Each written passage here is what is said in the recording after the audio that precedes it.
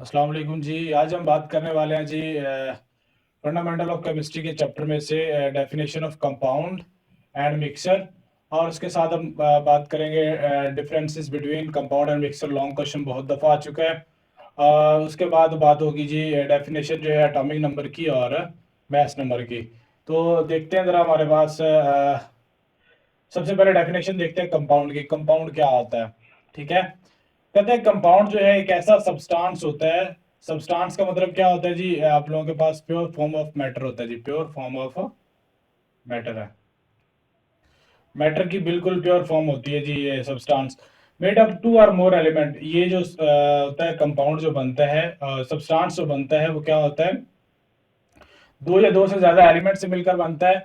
और वो क्या होते हैं? वो केमिकली कंबाइंड होते हैं। और उनकी जो रेशो होती है वो फिक्स होती है मैथ्स के लिहाज से। और वो अपनी प्रॉपर्टीज को क्या कर देते हैं? लूज कर देते हैं। और जो एक नया कंपाउंड बनता है उसकी जो प्रॉपर्टीज होती है वो पहले वालों से बिल्कुल डिफरेंट होती है, मुख्तलिफ होती है। अब ये किस तरह होता है जरा देख लेते हैं। मिसाल के तौर पे आप लोगों के पास एक कार्बन है और एक ऑक्सीजन है। ये दो डिफरेंट एलिमेंट है। ये दोनों क्या है? और इनकी जो अपनी मैस है, इस कार्बन की 12 मैस है और इसकी जो है ऑक्सीजन की जो है वो 32 है। ठीक है, कार्बन का एटॉमिक नंबर होता है 6, इसका होता है 8। तो अब देखें जरा जो है वो क्या होगा? इसकी मैस 12, इसकी 16। इसमें एक कार्बन है, 12 होगी। इसकी दो ऑक्सीजन है तो 32 होगी। अब देखें, वो कहते हैं कि इन दोनों को आपस में केमिकली कंबाइन करते हैं। इसकी अपनी कार्बन की अपनी प्रॉपर्टीज होती है, खसूसियात होती है। ऑक्सीजन की अपनी प्रॉपर्टीज होती है। वो क्या कहते हैं, जब ये दोनों आपस में केमिकली कंबाइंड होते हैं तो क्या बन जाता है? Carbon dioxide. जब कार्बन डाइऑक्साइड बनता है एक बिल्कुल एंटायरली डिफरेंट प्रोडक्ट बनता है, तो उसकी जो खसूसियात होती है पहले दोनों वालों से मुख्तलिफ होती है। जब इस तरह की सिचुएशन हो तो हम उसको क्या कहते हैं? जो बनता है उसको हम कंपाउंड कहते हैं। जो बिल्कुल नई चीज बन जाए, मतलब जिसमें जो है उन दोनों की खसूसियात ना बिल्कुल चेंज हो जाती है खसूसियात। ठीक है, तो और इसके बाद जो है वो क्या होता है? वो कहता है कि इसको जो है आसानी से तोड़ के इसको अलग अलग नहीं किया जा सकता कार्बन और ऑक्सीजन को, बल्कि इसको क्रिटिकल कंडीशन अप्लाई करेंगे तब इसको ब्रेक डाउन किया जा सकता है। Similarly hydrogen and oxygen. Hydrogen 2 and 16 ratio है जी इसकी मैस की। और इन दोनों को अगर कंबाइन करेंगे, केमिकली कंबाइन करेंगे, तो हमारे पास डिफरेंट प्रोडक्ट बनेगा जो कि वाटर होगा और उसकी प्रॉपर्टीज होंगी बिल्कुल एंटायरली डिफरेंट प्रॉपर्टीज होंगी। ठीक है, तो ये था हम लोगों के पास से क्या नाम है? कंपाउंड। जिसमें क्या होता है? बात बिल मेन बात आती है केमिकली कंबाइंड। बार बार फिर बार रिपीट किया जाता है केमिकली। केमिकली, फिजिकली नहीं, केमिकली कंबाइंड। जब केमिकली कंबाइंड होंगे तो नई चीज बननी है। वही चीज की आइडेंटिटीज नहीं रहेंगी, बल्कि क्या हो जाएगी? वो चेंज हो जाएंगी, उनकी प्रॉपर्टीज बिल्कुल जो है वो चेंज हो जाएंगी। इसमें एक एग्जांपल है जी, take a mixture of sulphur and iron filling. कहते हैं कि एक चाइना डिश लें। चाइना डिश इस तरह की होती है, लैब में से मिल जाती है। ठीक है, चाइना डिश के अंदर आप सल्फर लें, सल्फर का मिल जाता है जी। ठीक है, ब्लू कलर का सल्फर होता है। और सल्फर के आप लोगों ने क्या करना है? आयरन डाल देना है। ठीक है, सल्फर और आयरन को जो आप मिक्स करेंगे, मिक्स करने के बाद इसको हीट करें। जब इसको हीट करेंगे ना, तो हीट करने के बाद क्या होगा? ये दोनों आपस में केमिकली कंबाइंड होके FeS बन जाएगा, sulphur iron sulphate, ferric sulphate. ठीक है, तो इसी तरह से क्या होगा? फेरिक सल्फेट बनेगा। और ये क्या होगा? इन दोनों की प्रॉपर्टीज जो होगी, इसकी ना इसकी रहेंगी ना इसकी रहेंगी, बल्कि एक नया प्रोडक्ट बन जाएगा। अब जो इसमें जो मिक्सर में होगा, इसी एग्जांपल को रिपीट करेंगे लेकिन उसमें हीट नहीं करेंगे, तो क्या होगा? उसको जो है वो मिक्सर तो बन जाएगा, लेकिन उसको दोबारा से हम क्या कर सकते हैं? उसको सेपरेट भी कर सकते हैं। ठीक है, ये एग्जांपल इसलिए दी ताकि दोनों में जो है वो हमें फर्क नजर आ जाए। इसी तरह NaCl है। NaCl नमक, नमक जो होता है ये भी केमिकली कंबाइंड होता है। प्लास्टिक, वुड, क्लॉथ, ये सारे क्या होते हैं? वो कंपाउंड होते हैं जो डिफरेंट चीजों से मिलकर बनते हैं। और जो होते हैं हमारे पास जो है वो एंटायर डिफरेंट चीजें बनती हैं और उनकी खसूसियात बिल्कुल मुख्तलिफ होती है पहले जो उनके रॉ मटेरियल यूज होते हैं। अब इसी तरह हम क्या करते हैं कि कंपाउंड को दो जो है वो क्लासेस में तकसीम कर देते हैं। पहली जो क्लास है उसकी वो है आप लोगों के पास आयनिक, जिसमें दूसरी जो है वो कोवलेंट होती है। आयनिक में क्या होता है? आयंस बनते हैं। ठीक है, आयंस कहते हैं ionic compound do not exist independent. Independent, independent का वर्ड आप लोगों ने याद रखना है यहाँ पे। इसके बाद अगली डेफिनेशन में भी आता है मॉलिक्यूलर फॉर्म। कहते हैं कि आयनिक कंपाउंड जो होते हैं वो इंडिपेंडेंट नहीं होते। ठीक है, खुद मुख्तियार नहीं होते, अपनी मर्जी के मालिक नहीं होते। जिस किसी के साथ रिएक्शन करना है वो अगर वो उनकी अपनी मर्जी नहीं होगी किसी के साथ एक्शन करना है, ठीक है। मतलब ये होगा कि मिसाल के तौर पे अगर ये देखें NaCl है, पॉजिटिव है नेगेटिव है, जब जैसे इसको पानी के अंदर डालेंगे, H2O के अंदर डालेंगे, तो क्या होगा, ये सोडियम अलग हो जाएगा, क्लोरीन अलग हो जाएगा, और इसके जो पॉजिटिव नेगेटिव पार्ट है उसके साथ अट्रैक्शन शुरू हो जाएगी, ठीक है। ये पॉजिटिव जो होगा वो किस साइड पे, नेगेटिव की तरफ जाएगा, और नेगेटिव जो होगा पॉजिटिव की तरफ जाना शुरू कर देगा। मतलब ये है कि अपनी मर्जी नहीं होगी इनकी कि किसी के साथ एक्शन करें या ना करें, ये इंडिपेंडेंट नहीं है, खुद मुख्तियार नहीं है। मतलब घर में क्या होता है, वालिदैन होते हैं वो इंडिपेंडेंट होते हैं, खुद मुख्तियार होते हैं, अपनी मर्जी के मालिक होते हैं, लेकिन जो बच्चे होते हैं अपनी मर्जी के मालिक नहीं होते। तो ये था कि ये होते हैं 3 डायमेंशनल क्रिस्टल लेटर्स होते हैं। ये 3 डायमेंशनल क्रिस्टल लेटर्स क्या मतलब है कि इनकी जो है किस तरह ये थोड़ी सी आगे हाई डिटेल है, तो ये आप लोग फर्स्ट ईयर के चौथे चैप्टर में पढ़ेंगे सॉलिड के टॉपिक में। In which ions attract each other strongly, बहुत ज्यादा स्ट्रांगली जो है आयंस इसमें जो है वो अट्रैक्ट करते हैं सोडियम जैसे क्लोरीन है, और इनके मेल्टिंग और बॉइलिंग पॉइंट बहुत ज्यादा होते हैं। क्यों? क्योंकि इनकी अट्रैक्शन जो होती है खासियत ज्यादा होती है और इनको तोड़ना बहुत मुश्किल होता है। और ये जो कंपाउंड होते हैं हम उनको फार्मूला यूनिट्स भी कहते हैं, और ये यूनिट सेल का टॉपिक भी आप लोग पढ़ेंगे उसी वहीं पे सॉलिड वाले टॉपिक में। KBr है, इसी तरह K और Br है, ये भी क्या होते हैं, आयन से मिलकर बने हुए, क्यों इन्हीं को क्या कहते हैं, आयनिक कंपाउंड कहते हैं, क्योंकि आयन से कंबाइंड होते हैं। और इसी तरह CH4 है, ये भी क्या होता है, ये भी आयन कॉम्बिनेशन होता है, और जिसकी वजह से इसको हम क्या कहते हैं, इसको हम क्या कहते हैं जी, आयनिक कंपाउंड, ठीक है, टू पॉजिटिव टू नेगेटिव है। ये था आयनिक कंपाउंड जो कि आयन से कंबाइंड होता है, ठीक है, और वो अपनी मर्जी का मालिक नहीं होता। जिस किसी का रिएक्शन करना होता है, अट्रैक्शन अगर ज्यादा होगी तो जल्दी से रिएक्शन हो जाएगा, अट्रैक्शन कम होगी तो जल्दी से रिएक्शन नहीं होगा। तो अब नेक्स्ट जी हमारे पास इसी के ऑपोजिट है, कहते हैं कि कोवलेंट कंपाउंड जो होते हैं वो भी दूसरी क्लास है इसकी, ठीक है, कंपाउंड की दूसरी क्लास है।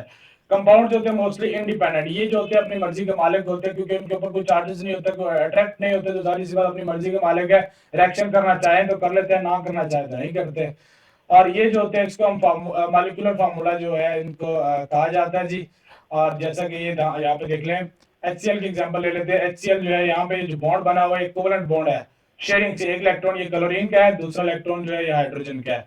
ये कोवेलेंट बॉन्ड क्या होते हैं, ये आप लोग इसी के तीसरे चैप्टर में आप लोग पढ़ेंगे, ठीक है। बॉन्डिंग के चैप्टर है, कोवेलेंट, आयनिक, मेटालिक, ये सारे बॉन्डिंग वहां पे मौजूद होगी। तो ये एग्जांपल थी कुछ इसकी। अब नेक्स्ट है जी, आप कहते हैं कुछ और भी एग्जांपल है, जैसा कि देखिए ये शॉर्ट क्वेश्चन में पूछ सकता है कि difference between caustic soda, right formula of caustic soda and washing soda. तो ये आप लोगों को याद होना चाहिए, कास्टिक सोडा का फार्मूला क्या होता है और वाशिंग सोडा का जो फार्मूला होता है वो क्या होता है, ठीक है। ये फार्मूले जो है आप लोगों को पता होना चाहिए। अब मिक्सर की डेफिनेशन आ गई, वहां पे बात हमने की थी केमिकल की, अब यहाँ पे बात आ गई फिजिकल की। तो फिजिकली और केमिकली में फर्क यही होता है कि फिजिकल जो होता है वो क्या होते हैं, वो एक नया प्रोडक्ट बनता है, लेकिन फिजिकल में क्या होता है, नया प्रोडक्ट नहीं बनता, बल्कि उन्हीं की जो है वो जो चीजें आपस में कंबाइंड हो रही हैं उन्हीं की प्रॉपर्टीज आगे मौजूद होती है जी प्रोडक्ट के अंदर। when two or more element are compound, वो कहता है यहाँ पे आप लोग दो या दो से ज्यादा एलिमेंट भी ले सकते हैं, या दो कंपाउंड को भी आप लोग फिजिकली मिक्स कर सकते हैं, लेकिन उनमें जो फिक्स्ड क्या नाम है, रेशो, उसमें जी फिक्स रेशो थी, लेकिन इसमें फिक्स रेशो नहीं है, ठीक है। तो they form mixer, components retain their properties, और जो इसमें होगा जो चीजों को आपस में मिक्स करेंगे, जो आप लोगों के पास नई चीज बनेगी उसमें पहले वालों की प्रॉपर्टीज मौजूद होंगी, और इसको जो है आसानी से तोड़ा जा सकता है, उसको आसानी से नहीं तोड़ा जा सकता था। अब बाय फिजिकल मेथड, जैसा कि इन मेथड के थ्रू जो है हम इनको ब्रेक कर सकते हैं डिस्टिलेशन से, ठीक है, हीट करते हैं और वेपर्स बनेंगे और उसको सेपरेट किया जा सकता है, पानी और लिक्विड, पानी और अल्कोहल को आप लोग उसमें जो है आप लोग पढ़ेंगे, क्या नाम है, इसी टेंथ पे आप लोग जाके इसको जो है वो प्रैक्टिकल भी करेंगे। फिल्ट्रेशन है, फिल्टर पेपर यूज करके आप लोग पानी और किसी और चीज को जो है अगर आप लोगों ने मिक्स किया उसको फिल्टर कर सकते हैं, वेपोरेशन, क्रिस्टलाइजेशन, मैग्नेटाइजेशन, ये सारे प्रोसेस है जिससे आप लोग मिक्सर को सेपरेट आउट कर सकते हैं, ठीक है। अब इसकी एग्जांपल देन की देखते जरा। एयर जो होता है मिक्सर होता है जी, नाइट्रोजन का, ऑक्सीजन का, कार्बन डाइऑक्साइड और नोबल गैसेज है और वाटर वेपर्स है, इन तीन सारी चीजों का जो है एयर मिक्सर होता है, ठीक है।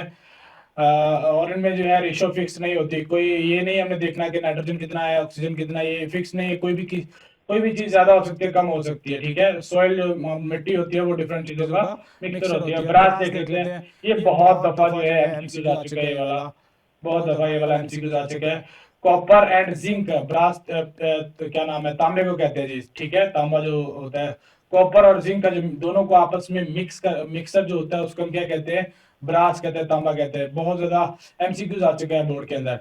तो ये था मिक्सर था, और इसके बाद उसकी जो है आप लोगों के पास एग्जाम्पल थी मिक्सर जो है, ठीक है, बहुत सारी चीजों का आपस में मिक्सर होता है। अब देखें जरा यहाँ पे मिक्सर भी इसी तरह जिस तरह वो था उसकी क्लासेस थी, इसमें भी दो टाइप्स है मिक्सर की। पहली टाइप है, कहता है कि आप लोगों के पास होमो का मतलब होता है सेम, ठीक है, और यूनिफॉर्म का मतलब भी इसी तरह सेम ही होता है। जिनकी कंपोजिशन सेम होती है हम उसको क्या कहते हैं, होमोजीनियस मिक्सर, ठीक है। जिनकी कंपोजिशन जो होती है वो एक जैसी होती है उनको हम क्या कहते हैं, मिक्सर कहते हैं। जैसा कि एयर है, अब जरा एयर में जो है, अब इसको थोड़ा सा आगे पढ़ लेते हैं, फिर मैं एग्जांपल को थोड़ा एक्सप्लेन करता हूँ।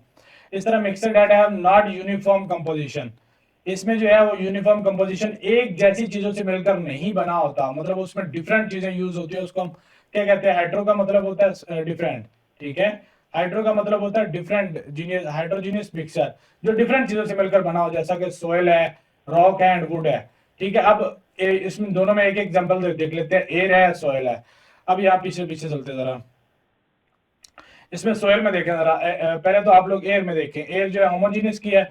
देखिए तमाम के तमाम गैसेस हैं, और नाइट्रोजन, ऑक्सीजन, कार्बन डाइऑक्साइड और वाटर वेपर्स, वेपर्स का मतलब होता है वो भी गैसेस फॉर्म में ही होते हैं, ठीक है। तो सारे के सारे क्या है, गैसेस फॉर्म में है, तो क्या होगा, फेस उनका सब क्या एक जैसा होमोजीनियस मिक्सर होगा, ठीक है। और उसके बाद सोयल है, सोयल देखें जरा, इसमें मिट्टी भी है, ये भी मिट्टी है, गाछड़ी मिट्टी, इसके बाद मिनरल्स भी हैं, साल्ट्स भी हैं, वाटर भी है, एयर भी है, इसमें देखिए पानी भी है, डिफरेंट चीजों से ये मिक्सर बना होगा। मतलब एक जैसी जो है चीजें जो है उनसे नहीं बल्कि डिफरेंट चीजों से मिलकर बना होगा, तो वो क्या कहलाएगा, हेट्रोजीनियस मिक्सर जो है वो कहलाएगा। अब उसके बाद नेक्स्ट है जी हमारे पास डिफरेंस, बहुत ही इंपॉर्टेंट लॉन्ग क्वेश्चन है जी, बहुत दफा आ चुका है ये वाला। तो वन बाय वन इसको देखते हैं जरा। अब देखते हैं, वो कहता है कि it is found by chemical combination, मैं बार बार रिपीट कर रहा हूँ, केमिकल, केमिकल जब भी बने, केमिकल कॉम्बिनेशन होगा तो हमारे पास जो होगी वो एक नया प्रोडक्ट बनेगा, और जब वो नया बनेगा तो उसकी प्रॉपर्टीज पहले वालों से मुख्तलिफ होगी। अब इसमें क्या होगा, सिंपल मिक्सिंग होती है, सिंपल मिक्सिंग होगी तो क्या होगा, कुछ भी नहीं होगा। सिंपल मिक्स करेंगे तो उसको हम रिवर्स भी कर लेंगे, लेकिन कंपाउंड वाले को रिवर्स नहीं कर सकते, ठीक है। इसी तरह से अब देखें, नेक्स्ट हमारे पास दूसरा जो दूसरा पॉइंट इसका कहता है कि इसमें जो कॉन्स्टिट्यूएंट है, कॉन्स्टिट्यूएंट का मतलब है जिन जिन एलिमेंट से मिलकर बना हुआ है, वो क्या कर देंगे, अपनी प्रॉपर्टीज को खो देंगे, अपनी खसूसियात को खो देंगे, और नया प्रोडक्ट जो बनेगा उसकी खसूसियात जो होंगी वो बिल्कुल डिफरेंट होगी पहले वालों से। इसके अंदर क्या होता है, इसके अंदर इसके उलट होता है। ये कहता है कि प्रॉपर्टीज ऑफ द कॉन्स्टिट्यूएंट, मतलब जिन कंपाउंड, जिन कंपोनेंट से मिलकर बना हुआ है, वो जो प्रोडक्ट में जो बनेगा प्रोडक्ट जो बनेगा उसकी ही प्रॉपर्टीज होंगी। जिनसे मिलकर बना हुआ है उसी की आगे प्रॉपर्टीज होंगी, ठीक है, वो उसकी प्रॉपर्टीज आइडेंटिटी चेंज नहीं होगी। अब थर्ड पॉइंट इसका है, कहते हैं कंपाउंड जो होता है वो फिक्स्ड रेशियो होती है, जैसे कि आप लोगों ने कार्बन, ऑक्सीजन, हाइड्रोजन, ऑक्सीजन में देखा, उनमें जो है उनकी मास जो थी वो फिक्स्ड थी, ठीक है। लेकिन इसके अंदर जो है उनकी फिक्स्ड मास नहीं होती, कोई भी कितना भी मास का यूज हो सकता है, मतलब आपस में मिक्सर बनाना चाहे तो बना सकता है, ठीक है, उसमें कोई मास का कोई रोला नहीं है। इसके बाद नेक्स्ट इसका पॉइंट है जो कहते हैं the component can not be separated. अब इसको मैंने अभी पहले ही बताया, क्रिटिकल इसको जो है आसानी से इसको ब्रेक डाउन नहीं किया जा सकता, क्रिटिकल कंडीशन के ऊपर ब्रेक डाउन किया जा सकता है, आसानी से इसको ब्रेक डाउन नहीं किया जा सकता, लेकिन इसको आसानी से सेपरेट आउट कर सकते हैं। जिस तरह मैंने आप लोगों को अभी बताया था, चाइना डिश के अंदर आप लोग क्या कर लेते हैं, सल्फर प्लस आयरन लेते हैं, तो क्या करते हैं, अगर हम इसको सिंपल मिक्सिंग करते हैं, सिंपल मिक्सिंग करेंगे तो क्या बनेगा, मिक्सर बनेगा। लेकिन मिक्सर को आप लोग बाद में आप लोग इसको सेपरेट आउट भी कर सकते हैं, कैसे, आप लोग मैग्नेट ले लें, मैग्नेट से क्या होगा, आयरन अलग हो जाएगा, सल्फर वहीं पड़ा रहेगा, ठीक है। तो या आप लोग ये, हाँ ये भी ठीक है, एक और भी है, सैंड और आयरन के फिलिंग जो है वो भी ले लें, उसको मिक्स करें, वो क्या होगा, मिक्सर होगा, लेकिन उसको बाद में फिर क्या कर सकते हैं, मैग्नेट से ही सेपरेट आउट कर सकते हैं। तो ये सिंपल फिजिकल मेथड से आप लोग उसकी सेपरेशन कर सकते हैं। नेक्स्ट पॉइंट है इसका जी, every compound is represented by chemical formula, और ये जो होता है इसको हम केमिकल फार्मूला भी हम पढ़ के आए हैं, केमिकल फार्मूले से रिप्रेजेंट करते हैं, जो है वो केमिकल कंबाइंड होगा तो केमिकल फार्मूला होगा। ये जो है टू और more component does not have any chemical formula, इसका कोई केमिकल फार्मूला नहीं होता, ठीक है, क्योंकि ये जो है ये दो या दो से ज्यादा भी जो है कॉम्बिनेशन हो सकती है इसकी। कंपाउंड है होमोजीनियस मिक्स है, होमोजीनियस कंपोजिशन, ये एक जैसी चीजों से मिलकर बना होता है जो कंपाउंड जो होता है, ठीक है। सॉलिड है तो सॉलिड से मिलकर बना होगा, लिक्विड होगा तो लिक्विड होगा। तो इसमें जो होता है वो होमोजेनियस भी हो सकता है, हेटेरोजेनियस, दोनों हो सकते हैं, जो मर्जी हो सकता है जी, कंपोजिशन कोई भी हो सकती है उसमें।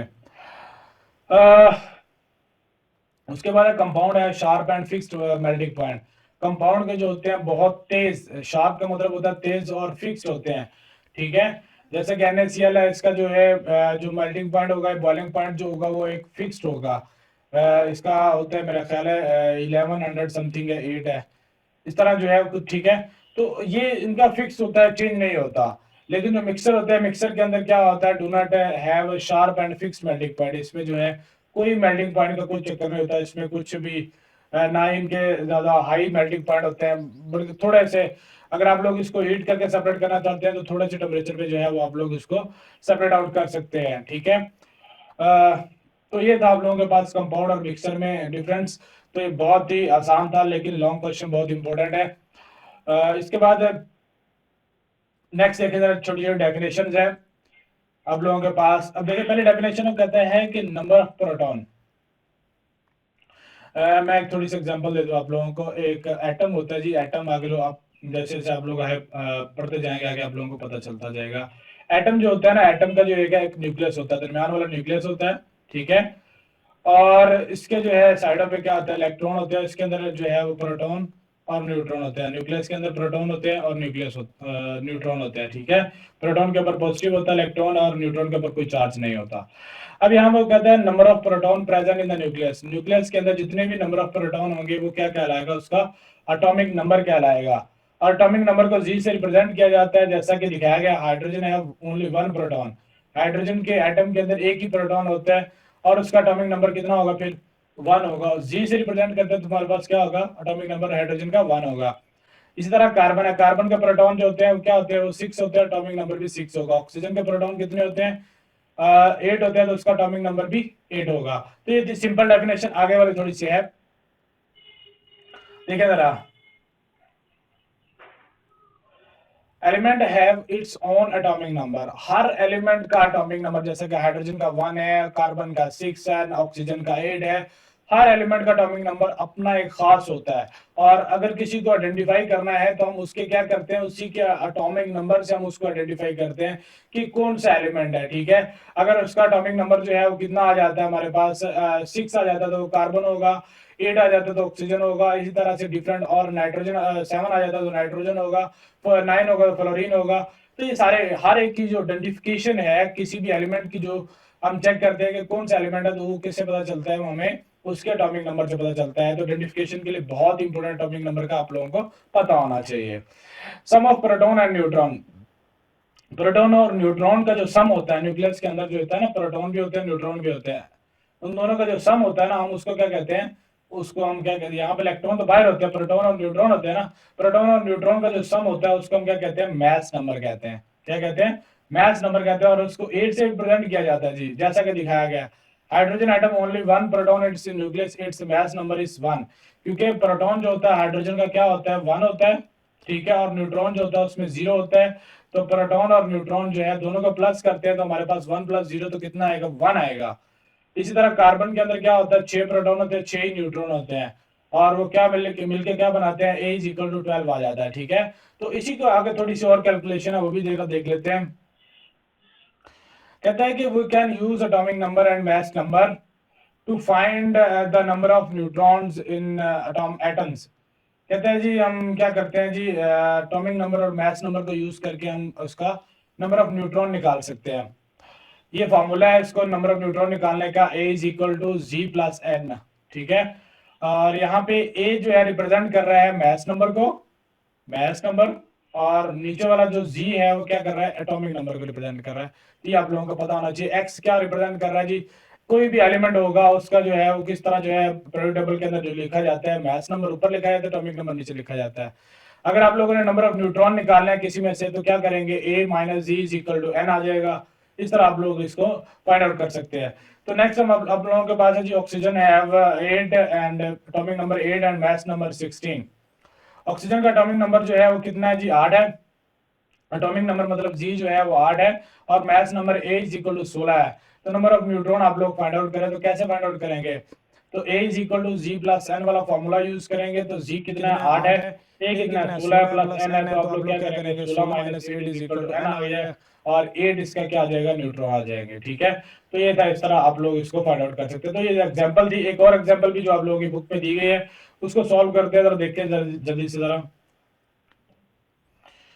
अब ये देखिए जरा, एग्जांपल दी गई है, how many proton and neutrons are in the a is equal to 92, a is equal to 38 है जी। एक मिनट, a is equal to 238 and क्या नाम है जी, एक मिनट कुछ तक कहते हैं जरा, g इज इक्वल टू 92।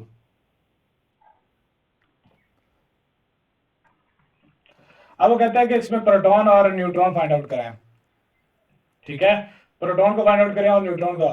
तो प्रोटॉन आप लोगों को वैसे पता है कि जो प्रोटॉन क्या नाम है एटॉमिक नंबर होता है उसी को कहते हैं हम प्रोटॉन नंबर भी कहते हैं। ठीक है, तो जी जो हमारे पास ऑलरेडी उसने दिया हुआ है, न्यूट्रॉन आप लोगों ने निकालना है तो फॉर्मूला वही यूज कर ले, A is equal to Z plus N. A आप लोगों के पास दिया गया 238 और इज इक्वल टू क्या करेंगे, जी हमारे पास 92 है तो प्लस एन आ जाएगा, तो 238 माइनस 92 करेंगे तो आप लोगों के पास इसका जो है वो क्या आ जाएगा, आंसर आ जाएगा। तो ये था आज का हमारा टॉपिक। अगर आप लोग सीरीज वाइज लेक्चर देखना चाहते हैं तो चैनल को सब्सक्राइब करें और ऑल के बटन को क्लिक करें और अपना ख्याल रखें और इस चैनल का भी अल्लाह हाफिज।